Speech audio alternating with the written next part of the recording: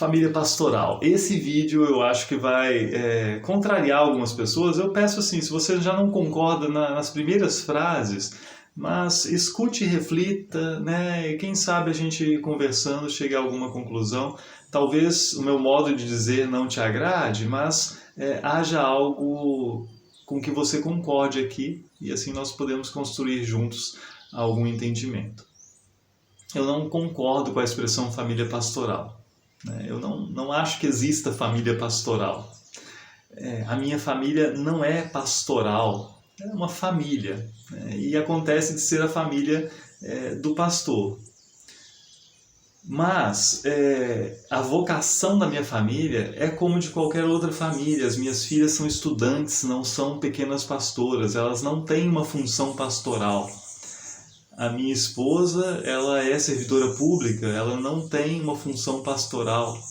Então ela não é uma esposa pastoral, ela não é parte de uma família pastoral nesse sentido, assim como a esposa ou o marido, né, de alguém que exerce a medicina não é família medicinal. Essa comparação foi a minha esposa que fez, inclusive. Assim como a família de uma advogada não é família jurídica, né? Não sei. Embora sim a família esteja junto com o pastor, é preciso marcar uma diferença, né? O chamado é do pastor, o chamado não é da família. O chamado é para o pastor tem o chamado, ele exerce o ministério. Quem exerce o ministério é o pastor. Isso é importante lembrar porque há uma confusão nisso, né? No meio luterano, não sei como é que é em outros lugares, em alguns lugares, inclusive, se chama um pastor pensando na esposa, né? Quais são as aptidões da esposa. Isso está errado. Eu lembro que há muitos anos, né? Muitos anos mesmo, acho que mais de 10 anos, eu não pensava sequer em ir ao seminário. E circulou na igreja, né, foi enviada para a igreja pelo então presidente da igreja, da IELB, né, da Igreja Evangélica Luterana do Brasil, uma carta do presidente, pastor Paulo Moisés Nerbas, né, que depois eu vim a conhecer pessoalmente, que foi meu professor e meu pastor no seminário. E nessa carta ele discutia justamente a questão da esposa do pastor, porque surgia nas congregações uma questão sobre o que deve fazer a esposa do pastor, qual o papel da esposa do pastor. E nós já vivíamos ali um tempo em que algumas esposas de pastor não tinham um perfil das décadas passadas, né? O perfil de fazer tudo na igreja, de cuidar de tudo, né? De ser responsável pelo departamento de mulheres, de cuidar da escola bíblica, de preparar programa de Natal, não sei o quê. Nem todas têm essa aptidão, né? Nem todas têm características que levam a isso. Então nessa carta, o pastor Nerbas, então presidente, ele dizia claramente, a mulher, enquanto esposa do pastor, ela é membro da congregação como outras pessoas. Então ela vai fazer aquilo que o tempo dela permite fazer, ela vai fazer aquilo para o que ela tem aptidão. Eu estou lembrando isso de uma carta que eu li há mais de 10 anos, né? Então, desculpe, não quero colocar palavras no texto do professor e pastor Nerbas, mas é isso, né? É isso. E eu achei aquilo perfeito, ótimo. Infelizmente, anos depois, a gente percebe que aquela instrução não foi tão bem ouvida assim, ou não foi tão bem apreendida. Mas isso é importante dizer, né? Isso é importante. O pastor é o pastor. A esposa do pastor, os filhos, é a família do pastor, mas não tem um chamado e não tem obrigações na congregação, e não pode ser assim.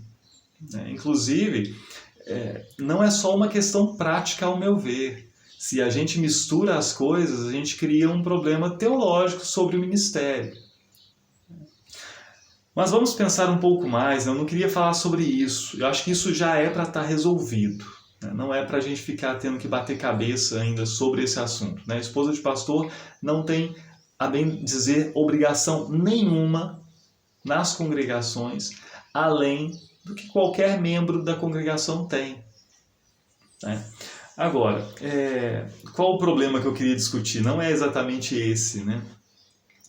É o fato de que algumas famílias de pastores vivem alguns problemas, assim, um tanto atípicos, embora comuns com famílias de pessoas que exercem outras vocações, mas que são muito comuns entre pastores. Um desses problemas que eu não vivo, eu até tenho muita liberdade para falar sobre isso, porque eu não vivo esse problema, então não parece que eu estou defendendo, né, uma causa própria aqui, né? Está jogando indireta, tentando, em vez de conversar com a diretoria da congregação, fazendo um vídeo. Não é o meu caso, eu deixo isso muito claro, e por isso mesmo eu tenho vontade de falar sobre isso, porque não sendo o meu caso, eu posso falar e talvez levar à reflexão algumas congregações de colegas pastores que vivem essa situação, né?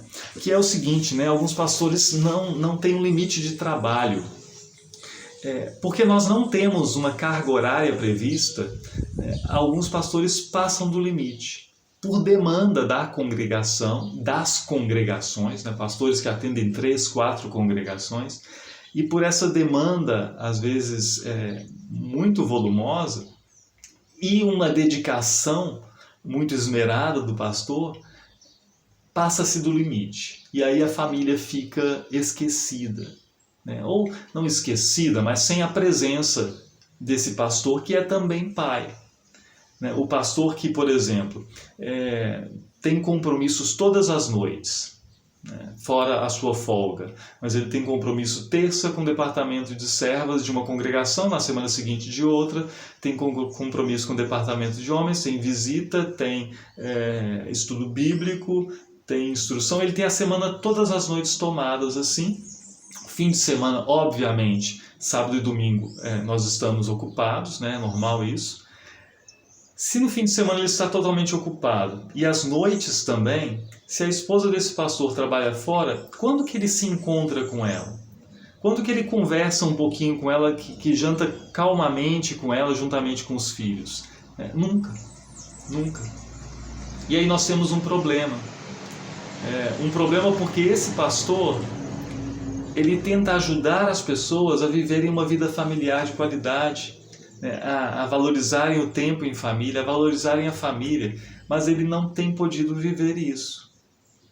E alguns, eu até disse para um amigo assim, bom, se você trabalha toda noite, eu disse a ele, né, eu tento fazer isso. Se é um dia que eu vou trabalhar de noite, eu procuro pela manhã ter um tempo livre e dizer assim, bom, esse tempo da manhã aqui eu vou deixar livre para ficar com as minhas filhas, para cuidar de alguma coisa com mais dedicação, porque de noite eu estou trabalhando.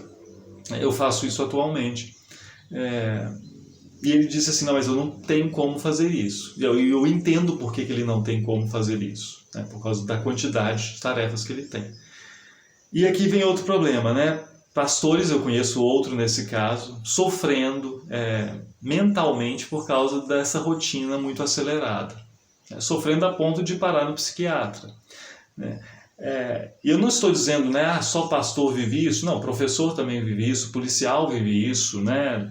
Profissionais de todas as áreas podem viver isso. Mas é preciso pensar sobre o assunto, né? E é preciso pensar. E no caso do pastor, eu acho que uma dificuldade nesse sentido é justamente, como eu disse, a falta de referência de uma carga horária. Então o sujeito nunca sabe se já trabalhou o suficiente e ele nunca vê o limite. Ele não tem claro para ele o limite, né? Isso é trabalhar o normal. Ele acha que ele tem que se exaurir ao máximo ali. Isso é um problema, né?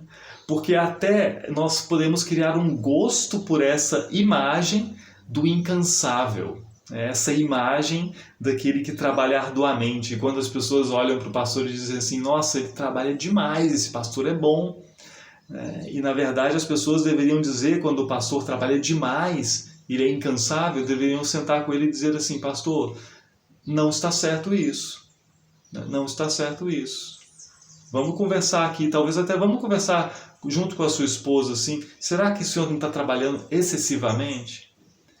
Será que essa carga não está demais? E eu vou dizer isso, até vou abrir assim algo que me aconteceu. porque não enquanto pastor, mas enquanto estagiário, eu cheguei a trabalhar demais, né? E trabalhando demais, em algum momento, eu me sentia bem, né? Eu me sentia bem no sentido de que parecia assim, nossa, eu sou uma pessoa muito dedicada. Havia fim de semana em que eu trabalhava sexta à noite no departamento de leigos, né? Eles jantavam ali, então eu preparava o estudo, ficava com os leigos, jantava, conversava, saía lá da congregação, eu não morava do lado dela, né? Pegava o carro, saía às 10h30 da noite, né? Ia para casa. Sábado de manhã, instrução de confirmandos, né? 2 turmas de instrução de confirmandos, né? De manhã, 2 turmas de manhã. Terminava lá para a hora do almoço já, aí às vezes eu tinha que sair para o supermercado para comprar alguma coisa, porque ia preparar o lanche da juventude de noite, quando não havia nenhum evento na igreja à tarde, no sábado. Então eu chegava em casa de tarde, lá pelas 2, 3 da tarde, já pensando em tomar o meu banho, porque tinha o culto sábado às 7 da noite e eu ia pregar no culto. Pregava no culto, juventude após o culto, várias vezes ficando até 2 da manhã na igreja. Saindo da igreja 2 da manhã, chegando em casa 2 e pouca da manhã, para conseguir desacelerar o cérebro, dormir, porque tinha culto às 9 da manhã do domingo.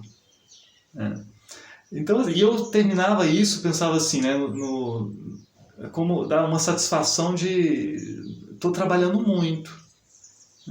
Então eu até me enganava às vezes pensando assim, nossa, que bom, né? Um fim de semana suado, gasto, assim. Mas isso não era saudável, né? Não era saudável para mim, como pessoa fisicamente mesmo, né? Não era saudável para minha família também, né? Porque imagina o caco que ficava depois desse processo, no resto do domingo, quando eu não tinha que fazer visita. E eu me propunha a fazer visita no domingo, porque era o dia que as pessoas tinham, né, livre.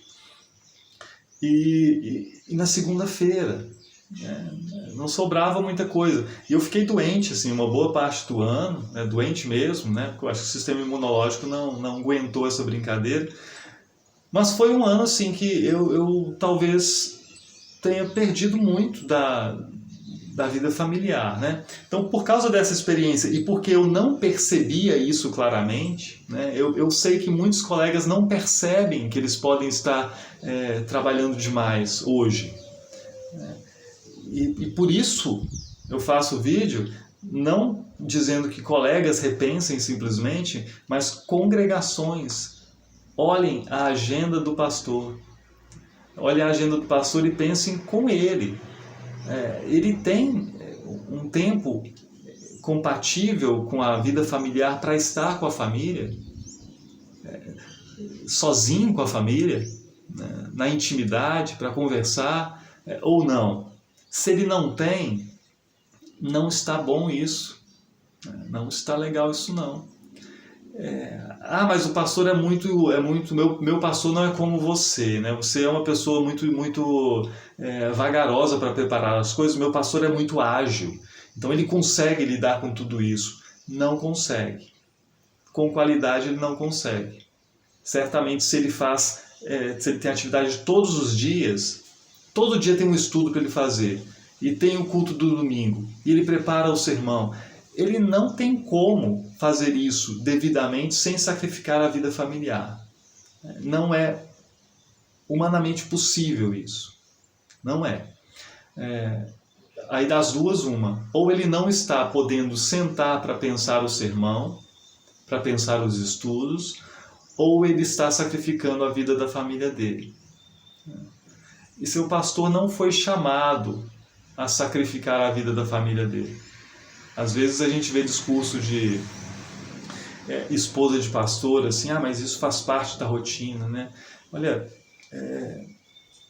não deveria fazer. É claro, né, seguir o seu marido, apoiá-lo e tudo mais, sim, mas vê-lo se desgastar e não ter capacidade de conversar com você, de jantar com você ou almoçar com você, de ter o filho ali perto, de ver o crescimento do filho, né? Isso não faz parte do chamado dele. porque ele é chamado a ser pai também, ele é chamado a ser marido também, né? A ter uma vida de família de qualidade, que sirva de exemplo, inclusive, para os demais. Governar a própria casa bem, né, conforme o apóstolo Paulo diz, deveria incluir no nosso pensamento não só a visão de autoridade do governo, né, essa coisa assim, mas muito mais essa administração da casa de forma equilibrada. Se eu tenho uma família disfuncional por causa do excesso de trabalho, eu não tenho muito como acompanhar outras famílias que vivem esse problema e aconselhar para um sujeito que é um executivo assim, olha, meu querido, você tem que dar atenção para sua família, sua esposa veio conversar, ela disse que você não tem tempo para nada, né? Você está sempre viajando a negócios, sempre nunca para brincar com o filho, né? Como é que isso, ela se sente sozinha, esse casamento não vai ir muito longe assim, né? Temos que valorizar isso. Como que eu vou ter essa conversa com alguém se enquanto pastor eu vivo algo semelhante? Tá ficando longo isso, né? Mas é só esse recado que eu queria dar, né? Esse recado que eu acho que é urgente para algumas pessoas. Então eu vou pedir assim, seriamente, principalmente no caso de pastores que têm família, filhos, né, congregações, parem e pensem com o pastor. E se preciso,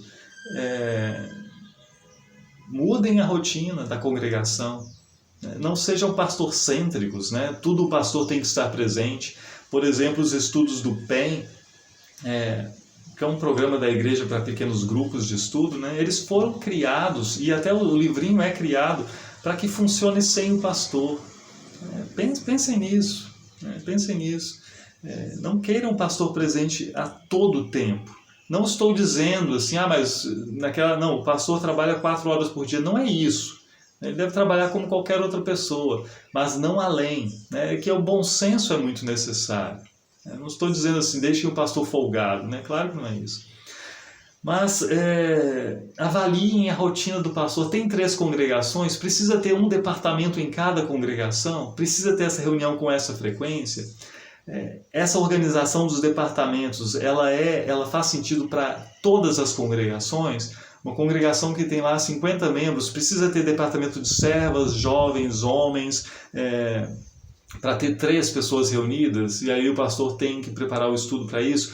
Não é, em alguns casos, melhor ter um encontro de famílias mensal, ter um estudo para a família e ter um momento talvez separado, né?